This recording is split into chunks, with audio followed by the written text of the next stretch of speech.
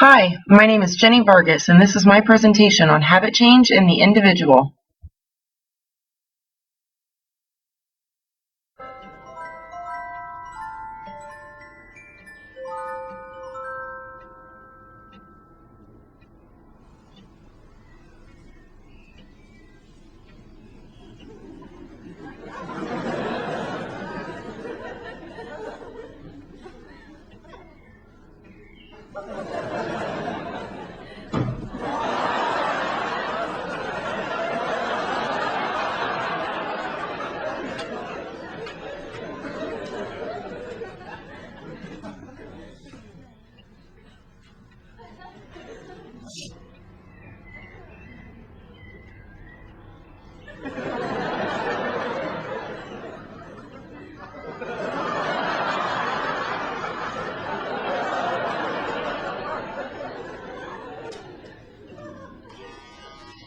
Over time, we become accustomed to certain rituals or habits. And according to Charles Duhigg, he speaks about how the process in which the brain converts a sequence of these actions into an automatic routine is known as chunking.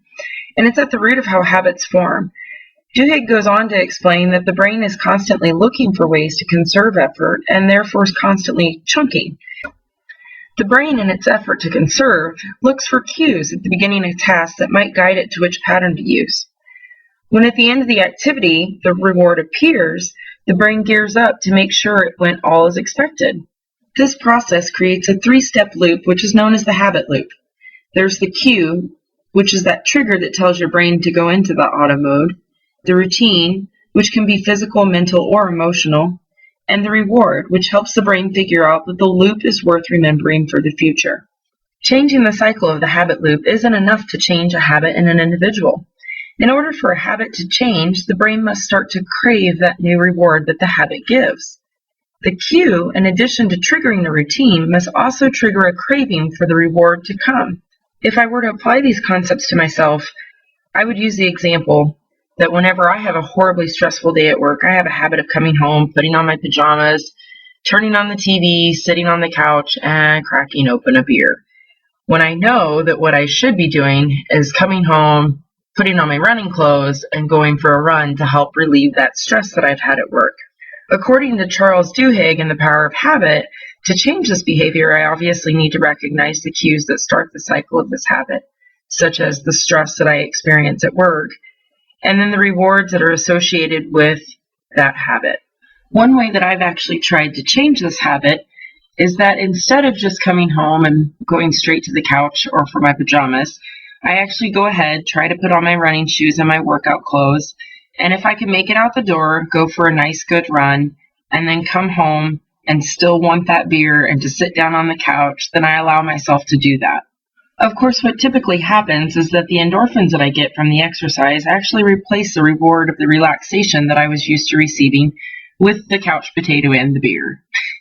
Duhigg actually speaks of some of these choices we make whenever it relates to willpower and changing our routines. He actually speaks of the marshmallow experiment, but I did find a great video that replaced the marshmallows with cookies, still using the kids, and I think you guys will enjoy it as much as I did.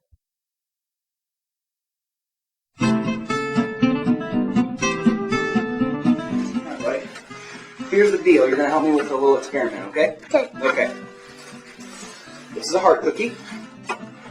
It's your cookie. You can eat it now if you want, but I'm going to leave it for a little bit.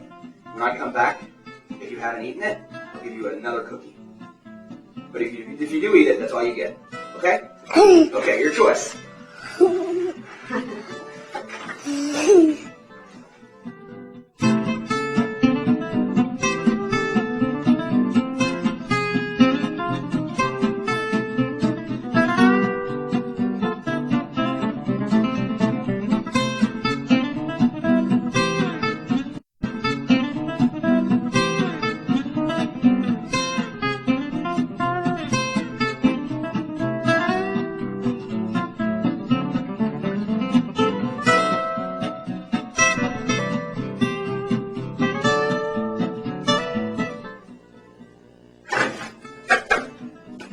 Were you eating the cookie?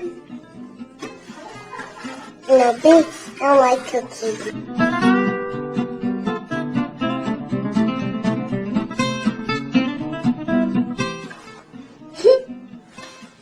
How'd you do? You eat it?